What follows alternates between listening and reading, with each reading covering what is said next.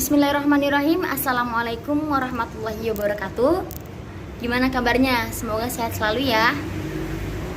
Pada pertemuan kali ini kita akan belajar mengenai teks editorial.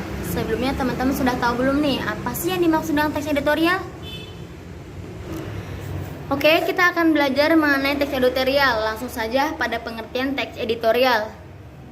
Jadi yang dimaksud dengan teks editorial adalah sebuah teks yang berada di media massa, entah itu di koran ataupun di majalah. Dan yang membuatnya itu tim redaksi itu sendiri. Kira-kira apa nih yang dibahas dalam teks editorial? Jadi yang dibahas dalam teks editorial adalah sebuah peristiwa ataupun kejadian yang aktual. Artinya peristiwa dan kejadian ini yang sedang hangat-hangatnya diperbincangkan di masyarakat. Biasanya kita sebut dengan viral, trending, ataupun populer. Nah, teks editorial juga bisa disebut dengan tajuk rencana. Nah, karena teks editorial ini sebuah opini atau pendapat tim redaksi yang didasari dengan fakta, otomatis kita harus mengetahui dong perbedaan antara fakta dan opini. Nah, langsung saja. Jadi yang dimaksud dengan fakta adalah sebuah peristiwa ataupun kejadian yang benar-benar terjadi. Fakta dalam teks editorial ini bisa berupa peristiwa, data, ataupun yang berkaitan dengan angka-angka. Fakta sulit terbantahkan, karena apa? Karena fakta bisa dilihat, didengar, dan diketahui oleh banyak pihak. Sementara yang dimaksud dengan opini ini bisa disebut dengan argumentasi, pendapat, atau tanggapan tim redaksi itu sendiri mengenai sebuah peristiwa ataupun kejadian yang sedang dibahas. Opini dalam teks editorial ini bisa berupa saran, kritik, kemudian harapan, dan cara penyelesaian peristiwa ataupun kejadian yang sedang dibahas. Oke, untuk poin selanjutnya yaitu fungsi teks editorial. Apa aja ya kira-kira fungsi teks editorial? Fungsi teks editorialnya ada 3. Sebenarnya banyak sih, cuman ibu lebih spesifikkan saja menjadi 3. Yang pertama adalah memberikan informasi kepada masyarakat. Tentu yang namanya sebuah berita otomatis bersifat informatif, yaitu memberikan informasi baru kepada masyarakat ataupun bagi pembacanya. Kemudian yang kedua yaitu memberikan pandangan kepada pembaca terkait peristiwa yang sedang berkembang di masyarakat itu sendiri. Jadi memberikan informasi bahwasanya agar masyarakat ini mengetahui peristiwa ataupun kejadian apa yang sedang hangat-hangatnya diperbincangkan ataupun sedang berkembang di masyarakat itu sendiri. Kemudian fungsi yang ketiga yaitu dapat menggerakkan masyarakat untuk mengambil tindakan. Setelah masyarakat mengetahui sebuah informasi, barulah masyarakat mengambil tindakan. Kita ambillah contoh mengenai COVID-19. Bahwasanya COVID-19 ini sebuah wabah penyakit ataupun virus yang sangat cepat penularannya. Di situ tertera bahwa kita dianjurkan untuk menjaga kesehatan, memakai masker, kemudian menjaga jarak antara satu dengan yang lainnya.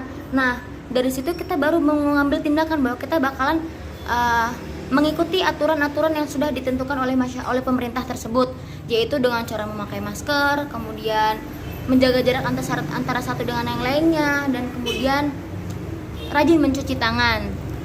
Untuk poin selanjutnya yaitu ciri-ciri teks editorial. Ciri-ciri teks editorial ini ada 3. Yang pertama adalah tema tulisan selalu aktual, fenomenal, dan kontroversial.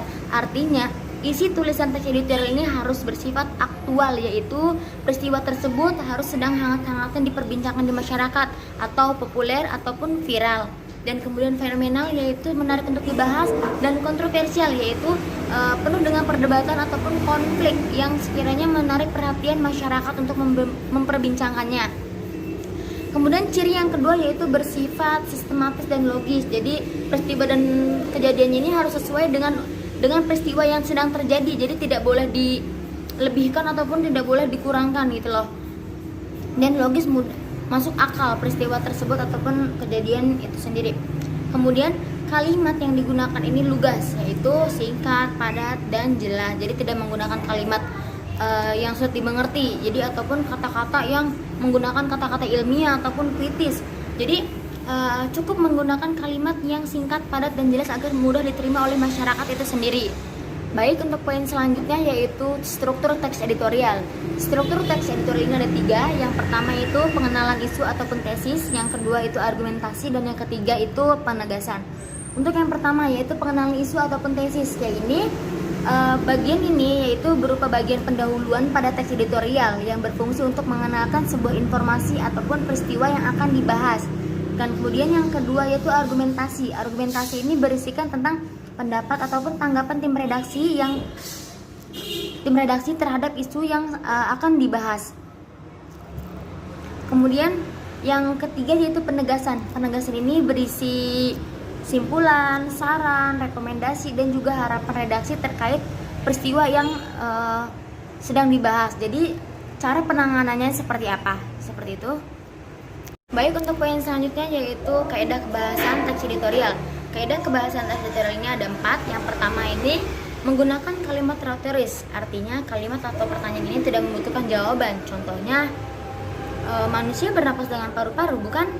Nah, dalam kalimat tersebut sebenarnya jawaban ini sudah ada, bahwasanya manusia ini bernapas dengan paru-paru.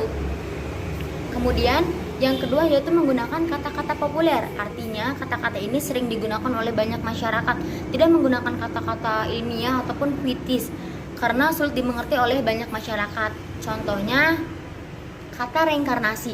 Kata reinkarnasi ini memiliki arti hidup kembali dan hanya kalangan-kalangan tertentu saja yang mengerti reinkarnasi. Jadi kita menggunakan hidup kembali, tidak menggunakan kata reinkarnasi. Kemudian yang ketiga yaitu menggunakan kata ganti petunjuk yang merujuk pada peristiwa, waktu, tempat, dan masih banyak lagi. Contohnya ini, saya baru melihat benda itu barusan. Nah, kata petunjuk ini ditunjukkan pada kata itu. Kemudian yang keempat yaitu banyak menggunakan konjungsi kausalitas, yaitu perihal sebab akibat. Contohnya, Hari tidak berangkat sekolah sebab dia sakit. Jadi peristiwa ataupun kejadian ini yang terjadi, sebuah peristiwa yang terjadi ini harus didasari, harus terdapat alasannya mengapa peristiwa ataupun kejadian ini bisa terjadi. Mungkin hanya ini yang dapat saya sampaikan, kurang lebihnya saya mohon maaf. Ingat, where there is will there is way. Di mana ada kemauan, di situ ada jalan. Jangan pernah patah semangat untuk menggapai impian kalian. Wabillahi taufiq wal hidayah. Wassalamualaikum warahmatullahi wabarakatuh.